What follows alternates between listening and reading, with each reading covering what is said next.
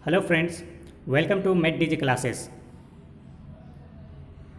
आज मैं पैरामेडिकल के कुछ क्वेश्चन करवाने वाला हूं। जैसे पैरामेडिकल में प्रीवियस ईयर क्वेश्चन जितने भी पूछे गए थे उसमें से अलजेब्रा के बीजगणित के जो भी क्वेश्चन पूछे गए हैं पैरामेडिकल में, वो सारे क्वेश्चन मैंने यहाँ पर लेके आया हूँ।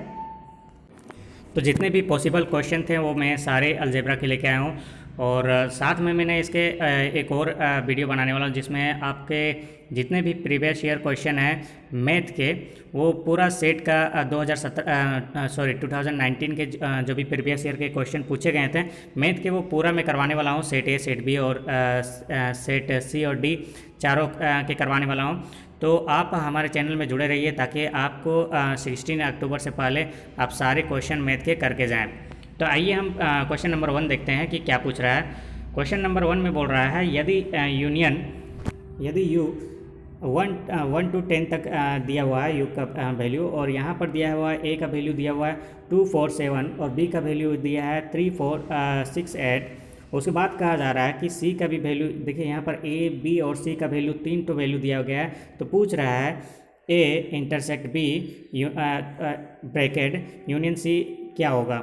तो चलिए हम 1 by 1 करके सारे देखते हैं। यहाँ पर देखिए कुछ ऑप्शन दिए हुए हैं, 4 ऑप्शन दिए हुए हैं, ए, बी, सी, डी। तो ये क्वेश्चन बिना आप पेन कॉपी लिए आप सोल्व कर सकते हैं। और मैं थोड़ा सा बेसिक से इसको दिखा देता हूँ कि इसको सोल्व कैसे करते हैं। तो आपको पता ही होगा कि जब हम कोई ए और बी को जब इंटरसेक्ट करवाएंगे, देखिए यहाँ जैसे यहाँ पर दिया हुआ है तो हम इसी का यूज़ करते हैं। ए इंटरसेक्ट बी का यूज़ करते हैं, प्लस में हम यूनियन सी का भी यूज़ करेंगे ब्रैकेट के साथ। तो यहाँ पर देखिए बारी बारी मैं करके बताता हूँ कि कैसे करना है। सबसे पहले तो आप ए का वैल्यू पुट कर दीजिए जो यहाँ पर दिया हुआ है। देखिए यहाँ पर जो ए का वैल्यू दिया हुआ है क्या है, 2, 4, 7 पुट कर दिया। उसके बाद हमने इंटरसेक्ट दिया, फिर क्या किया, ब्रैकेट डाल के बी का वैल्यू, जो बी का वैल्यू यहाँ पर है, हम बी के वैल्यू को भी क्या करेंगे, धीरे से पुट कर देंगे।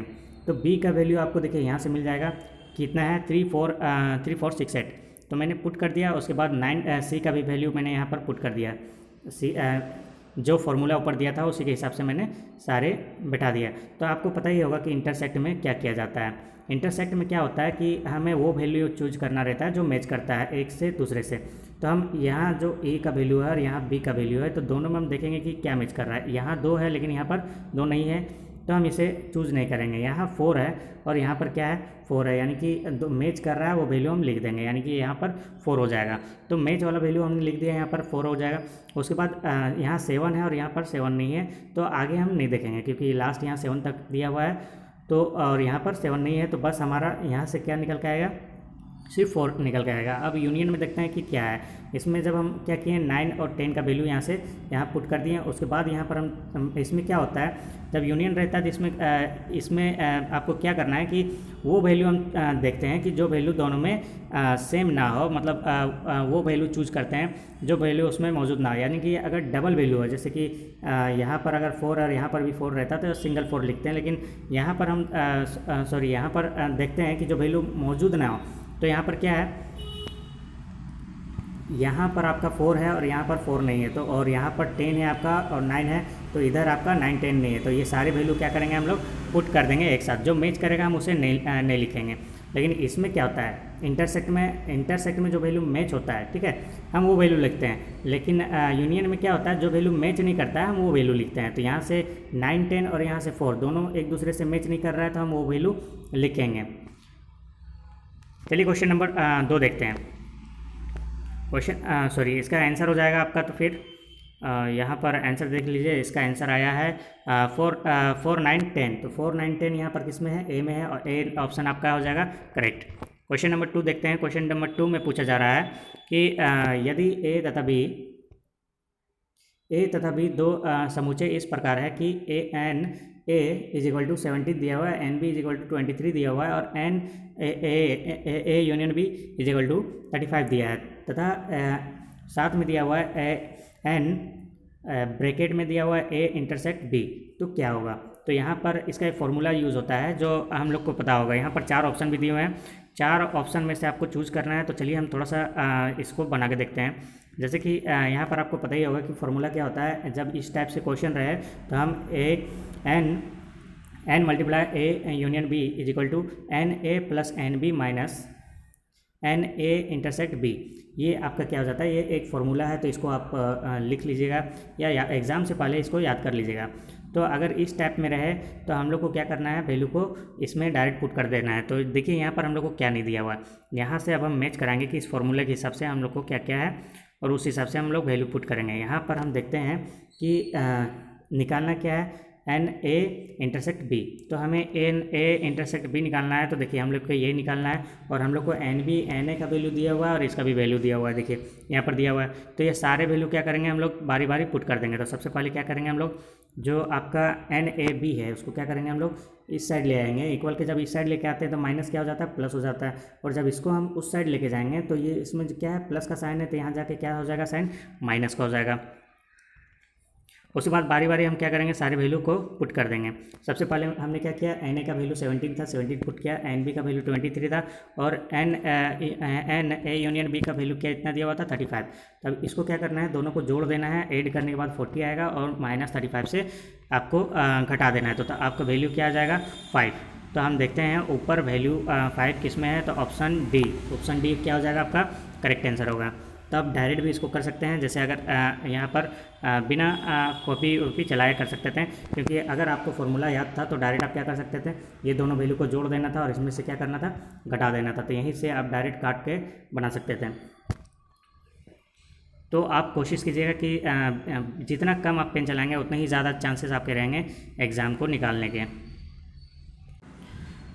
क्वेश्चन नंबर 3 देखते हैं। देखिए एक बात याद रखिएगा, क्योंकि एग्ज़ाम में आपको भले 2.5 घंटे टाइम मिल रहे हैं, लेकिन मैथ इसमें इतनी ज़्यादा हार्ड पूछा जाता है और इतना ज़्यादा लेंदी रहता है, क्योंकि उसको बनाने में जो है ना आपको लगभग में बहुत मैक्सिमम टाइम खींचता है। तो आप क्या करें, कोशिश करें मिनिमम कैलकुलेशन करने का, ठीक है। यहाँ पर देखते हैं क्वेश्चन नंबर 3 क्या बोल रहा है। एक सोसाइटी में 50 व्यक्ति हैं, सॉरी एक सोसाइटी में क्या बोल रहा है, इसमें बोल रहा है कि एक सोसाइटी में 50 व्यक्ति ऐसे हैं जो हिंदी बोलता है और 20 व्यक्ति ऐसे हैं जो इंग्लिश बोलता है और 10 व्यक्ति ऐसे हैं जो हिंदी इंग्लिश दोनों भाषा बोलता है, ठीक है। इन दोनों भाषाओं में से कम एक भाषा अवश्य बोलने वाले व्यक्तियों की संख्या क्या है। तो हमें वो बताना है कि क्या है इसमें टोटल। देखिए यहाँ पर कुछ नहीं करना है, अगर कुछ ऐसा रहे कि एक व्यक्ति इतना बोले, दूसरा व्यक्ति ये बोल रहा है, ठीक है, और 2 व्यक्ति दोनों चीज़ जान रहा है, तो उसमें आपको कुछ नहीं करना है, ये दोनों वैल्यू को जोड़ देना है और इससे घटा देना है। तो आपका क्या हो जाएगा, आंसर आ जाएगा।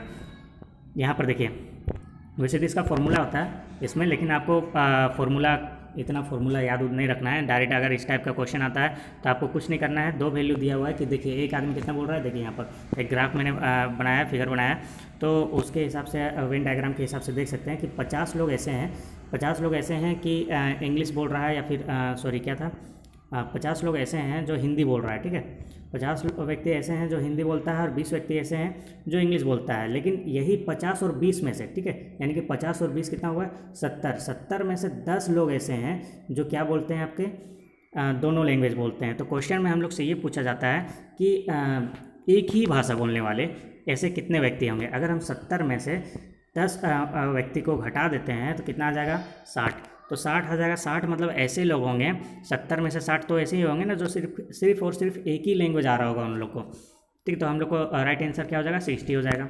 तो बिना इसमें कैलकुलेशन किए आप डायरेक्ट यहीं से बना सकते थे। यहीं पर क्या करना था आपको, 50 + 20 ऐड करना था और जितना भी यहाँ वैल्यू दिया उससे माइनस कर देना था जो दोनों लैंग्वेज बोलता है। चलिए क्वेश्चन नंबर 4 देखते हैं। क्वेश्चन नंबर 4 में क्या बोला जा रहा है, इसमें बोल रहा है समूचे ABC के समुच्चय की कुल संख्या होगी।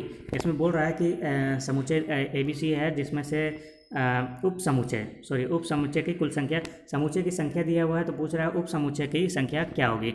तो आपको अगर ये पता होगा कि अवयवों की संख्या क्या होता है, हम लोग लेते हैं, अक्सर लेते हैं कि n मानते हैं, ठीक है। और यहाँ पर कितना है, 3 है।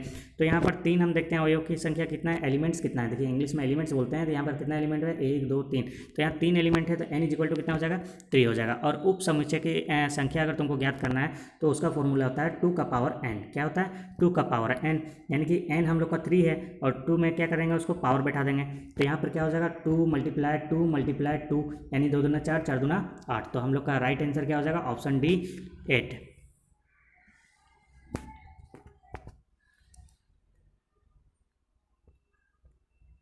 तो राइट आंसर हो जाएगा ऑप्शन डी। आइए क्वेश्चन नंबर 5 देखते हैं। क्वेश्चन नंबर 5 में क्या पूछा जा रहा है, देखो क्वेश्चन नंबर 5 में ये बोल रहा है कि ए और बी के बीच संबंध होगा यदि एक मिनट। तो देखिए क्वेश्चन नंबर 5 क्या बोल रहा है कि ए और बी के बीच संबंध होगा यदि ए सेट बी और बी सेट सी हो। तो ऑप्शन यहाँ पर दिया हुआ है कि ए में दिया हुआ है A is equal to C, B में दिया है ए सेट सी, और उसी तरह सी और डी 3 ऑप्शन दिया हुआ है। तो यहाँ पर क्या करना है, देखिए हम यहाँ पर डायरेक्ट हम आंसर क्या कर सकते हैं, निकाल सकते हैं। यहाँ पर क्या बोल रहा है, ए और बी में कैसे संबंध होगा। यदि यहाँ पर क्या हो रहा है, यदि ए, यहाँ देखिए यहाँ सिंपल में समझा देता हूँ, ठीक है, उसको सेट वाला छोड़िए। यदि ए बराबर बी रहेगा और बी बराबर सी रहेगा तो क्या हम लोग ए बराबर सी बोल सकते हैं, बिल्कुल बोल सकते हैं। तो उसी हिसाब से हम लोग को भी देखना है। यहाँ पर सेट सबसेट के हिसाब से अगर जाओगे तो क्या हो जाएगा, थोड़ा दिमाग ख़राब हो जाएगा। तो यहाँ पर क्या हो जाएगा, हम लोग का ए सेट बी हम लोग बोल सकते हैं, ठीक है। यहाँ इक्वल नहीं दिया हुआ तो इक्वल का हम लोग नहीं यूज़ करेंगे, क्योंकि यहाँ पर सेट का हिसाब दिया है तो उसी हिसाब से हम लोग यूज़ करेंगे, उसी साइन का यूज़ करेंगे। तो ऑप्शन बी हो जाएगा हम लोग का राइट आंसर। देखिए क्वेश्चन नंबर जो 6 है ये काफ़ी इजी है। यदि आपसे ये भी ना बनता हो तो क्या हो, तो आपका एग्ज़ाम निकालना बहुत मुश्किल होगा। देखिए क्या पूछ रहा है, बोल रहा है कि यहाँ पर ए दिया हुआ है, इज इक्वल टू स्मॉल ए दिया हुआ है, तथा बी इज इक्वल टू क्या दिया हुआ है, स्मॉल बी और सी के बराबर बताया गया है। तो यहाँ पूछ रहा है ए को अगर हम गुना करेंगे बी से तो क्या होगा। यहाँ पर आपको पता होगा कि जब हम लोग 2 को मल्टीप्लाई करते थे कभी भी एक्स से और प्लस वाई से, ठीक है, तो हम लोग क्या लिखते थे, 2x प्लस 2y। तो इस टाइप से जब हम लिखते थे तो बिल्कुल इसमें भी वही चीज़ करना है। जब मल्टीप्लाई करने बोल रहा है तो हम लोग वैसे ही मल्टीप्लाई करेंगे। पहले इसको ए को क्या करेंगे, सबसे पहले देखिए ए मल्टीप्लाई बी किए हैं तो हम लोग क्या करेंगे, ए को बी सी से मल्टीप्लाई करेंगे। पहले इससे मल्टीप्लाई करेंगे हम लोग बी से, तो हो जाएगा ए, और यहाँ पर क्या है, जोड़ घटाव की जगह कोमा लगा हुआ है तो हम लोग कोमा का यूज़ करेंगे, और उसके बाद फिर बीच में कोमा देंगे, उसके बाद हम इससे मल्टीप्लाई करेंगे तो हो जाएगा ए कोमा सी। तो हम लोग को देखिए यहाँ पर ये जो मैच कर रहा है वो कहाँ पर है, ए बी ए सी। तो हम लोग का मैच कर रहा है वो है आपका ए कॉमा बी ए कॉमा सी। हम लोग का राइट आंसर हो जाएगा ए। तो यहाँ पर देखिए राइट आंसर है आपका 6 का ए। अब आते हैं क्वेश्चन नंबर 7 में। क्वेश्चन नंबर 7 क्या पूछ रहा है, यहाँ देखिए क्वेश्चन नंबर 7 में क्या बोल रहा है। क्वेश्चन नंबर 7 में बोल रहा है यदि ए दिया हुआ है x अनुपात x के परिमेय संख्या 0 और 2 के बीच में है। तो यहाँ पर अनुपात दिया हुआ है x अनुपात x, और उसमें साथ में बोल रहा है कि उसका परिमेय संख्या क्या है, 0 और 2 के बीच में है। तो a का वैल्यू क्या होगा, तो a का वैल्यू क्या होगा। तो एक यहाँ पर देखिए, यहाँ पर आपको क्वेश्चन आंसर का निकालना है, सीधा आपको आंसर बताना है कि वो क्या होगा, एक रिक्त समुच्चय है या फिर आप परिमेय समुच्चय है या फिर क्या है, एक एकल समुच्चय है या परिमित समुच्चय है। तो ये आपको बताना है। तो यहाँ पर देखिए यहाँ पर क्या है, 0 लेस देन x और 2। तो 0 क्या हो, यहाँ पर जब भी इस टाइप से हो तो आपका क्या होगा, ये एक होगा अपरिमेय समुच्चय। क्वेश्चन नंबर 8 में देखते हैं। क्वेश्चन नंबर 8 क्या बोल रहा है, यहाँ पर क्वेश्चन नंबर 8 बोल रहा है कि सभी x बिलोंग करता है r से, तो r के लिए एफ एक्स कोस एक्स द्वारा परिभाषित फलन r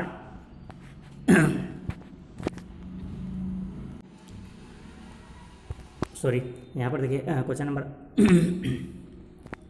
नंबर 8 क्या बोल रहा है, बोल रहा है x जो है बिलोंग्स करता है r से, तो उसके लिए एफ एक्स कोस एक्स द्वारा परिभाषित फलन r टेंड्स टू r क्या होगा। तो ये आपको बताना है कि वो क्या होगा, एककीय होगा या आच्छिक होगा, या एककीय आच्छिक होगा, या फिर दोनों में से कोई नहीं होगा। तो ये हमें बताना है। तो आपको अगर ये पढ़े होंगे तो आपको पता होगा। देखिए मैंने यहाँ पर एक ग्राफ में शो किया हुआ हूँ, तो आपको पता होगा कि जब भी हम लोग एफ एक्स कोस एक्स लेंगे, ठीक है, यहाँ फंक्शन ऑफ एक्स क्या ले लेते हैं हम लोग, जो दिया हुआ है ऊपर कोस एक्स दिया हुआ है, देखिए यहाँ पर दिया हुआ है। तो अगर हम उसमें क्या करेंगे, बैठाएंगे 2 पाई माइनस थीटा, क्या होता है, जब कोस एक्स में 2 पाई थीटा करते हैं क्या हो जाता है, कोस थीटा होता है। तो यहाँ पर देखते हैं क्या होता है इसका रेंज इसमें क्या आता है, जैसे यहाँ पर हम बैठा कर देखते हैं। अगर कोस थीटा आएगा, ठीक है, तो कोस थीटा में एक बार हम लोग क्या लेंगे, 0 बैठाएंगे तो क्या आएगा 1, और कोस थीटा में एक बार क्या करेंगे हम लोग 90 डिग्री बैठाएंगे, ठीक है। कोस थीटा में हम लोग क्या करेंगे, एक बार कोस थीटा में एक बार 90 डिग्री बैठाएंगे तो उसका वैल्यू क्या होगा 1। तो यहाँ पर जब भी हम देखेंगे कि एक ग्राफ बना के देखते हैं, कि जब हम कोई ग्राफ बनाते हैं, ठीक है, ग्राफ में हम लोग जब देखते हैं तो यहाँ पर क्या आता है, प्लस का 1 आता है, और यहाँ पर क्या आएगा, कोस थीटा में जब 90 का आ रहा है तो यहाँ पर -1 आएगा, यानी कि यहाँ पर क्या आ रहा है, 2 वैल्यू आ रहा है। तो एक यहाँ पर अब हम चेक करेंगे कि क्या है, सॉरी, यहाँ पर देखिए एककीय क्या होता है, जब एक वैल्यू आता है तो एककीय कहलाता है, लेकिन आच्छादित में क्या होता है, उसमें माइनस में नहीं आना चाहिए, तो इसमें क्या देखते हैं, माइनस में भी वैल्यू आ रहा है, तो यहाँ पर ऑप्शन क्या हो जाएगा, ना तो एककीय है और ना ही आच्छादित है, तो इसका राइट आंसर हो जाएगा ऑप्शन डी। चलिए हम आगे का क्वेश्चन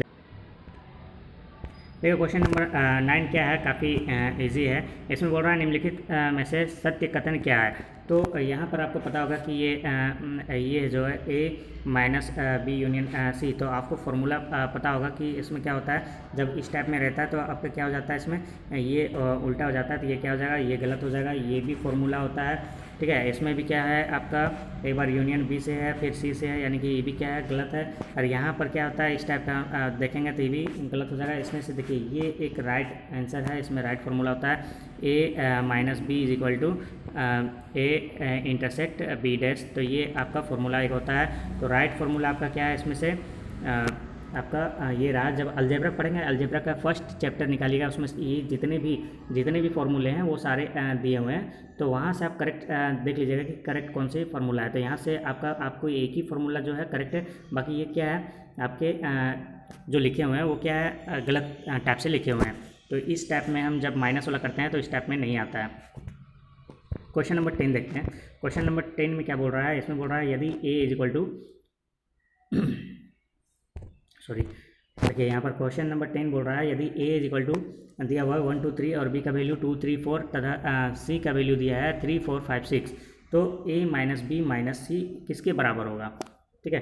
तो हमें ये बताना है कि जब ऐसे 3 वैल्यू दिए हुए हैं तो ए को हम माइनस करेंगे बी से और फिर उसको माइनस करेंगे सी से, तो उसका वैल्यू क्या होगा। तो यहाँ पर देख सकते हैं कि जब हम इसको सोल्व करके देखते हैं, जब ए को माइनस करते हैं बी से, ठीक है, तो ए को माइनस ए को बी से जब हम घटाएंगे तो क्या होगा। तो यहाँ पर हम लोग को वो देखना है कि वैल्यू देखना है, जैसे यहाँ पर 1 है तो क्या आ जाएगा, 1 आ जाएगा। अब यहाँ पर क्या है 2 से 2 यहाँ पर कैंसिल हो जाएगा, यहाँ पर 3 है 3 से 3 कैंसिल हो जाएगा, यहाँ 4 है ही नहीं है में, तो हम यहाँ पर इसको नहीं देखेंगे। तो हमको उतना ही देखना है जितना यहाँ पर दिया हुआ है। तो यहाँ क्या है, ऊपर से ही हम कर सकते हैं, जैसे यहाँ पर 1 है, यहाँ पर 1 नहीं है तो हम 1 लिख दिए हैं। 2 है, यहाँ पर 2 है तो कट जाएगा, 3 है ये भी कट जाएगा, यहाँ पर 4 नहीं है तो हम लोग को आगे नहीं देखना है। उसके बाद आते हैं हम लोग सी में। जब 1 निकल गया तब हम क्या करेंगे, सी से घटाएंगे, तो यहाँ से हम लोग ए बी मिल गया है, तो ए बी कितना है 1 है। अब हम लोग का सी का वैल्यू क्या है 3 4 5 6, तो अब क्या है जब घटाते हैं हम लोग वही चीज़ यहाँ पर देखेंगे जो चीज़ यहाँ पर मैच नहीं कर रहा है, तो ए के हिसाब से यहाँ पर देखते हैं, ए के हिसाब से सॉरी ए बी के हिसाब से देखते हैं, सी के हिसाब से हम लोग नहीं देखना है, हम लोग को ए बी के हिसाब से देखना है। तो ए बी के हिसाब से क्या है, यहाँ पर 1 है, तो 1 है, इधर कितना है 3 4 5 है ना, 1 नहीं है, तो यहाँ पर क्या होगा, जब 1 नहीं है तो हम लोग का वैल्यू क्या आएगा, 1 ही आएगा, बाकी ये सब हम लोग को देखना ही नहीं है। तो इसका राइट आंसर क्या हो जाएगा, इसका राइट आंसर होगा ऑप्शन सी। तो आज के लिए इतना ही और मैं पूरा सेट लेके आ रहा हूँ, तो आप हमसे जुड़े रहिए ताकि आपको जितने भी क्वेश्चन हैं उसमें से 50 क्वेश्चन है, तो 50 क्वेश्चन के हर एक सेट के 50 क्वेश्चन है मैथ के, तो आप अगर इतने सारे क्वेश्चन पढ़ लेंगे एग्ज़ाम से पहले तो काफ़ी सारे मार्क्स आपको जो भी पैरामेडिकल में है तो उसमें से लगभग में आप कम से कम एक सेट भी देखेंगे ना, कम से कम 10 नंबर तो फिक्स ही है आपका मैथ में, और 2-4 सेट अगर देख लेते हैं आपसे तो कम से कम 20 से 30 क्वेश्चन आपके 100% मैच करेंगे। तो हमारे साथ जुड़े रहिए और चैनल को अगर आप सब्सक्राइब नहीं किए हैं तो कर लीजिए, और बहुत जल्द मैं अपलोड करने वाला हूं, कल या परसों तक कल तक मैं अपलोड कर दूंगा, तो बेल आइकन को भी आप प्रेस कर लें ताकि आपको जल्दी ही आपको उनका नोटिफिकेशन मिले और जल्द आप अपना स्टडी को आगे बढ़ा सकें। Thanks for watching.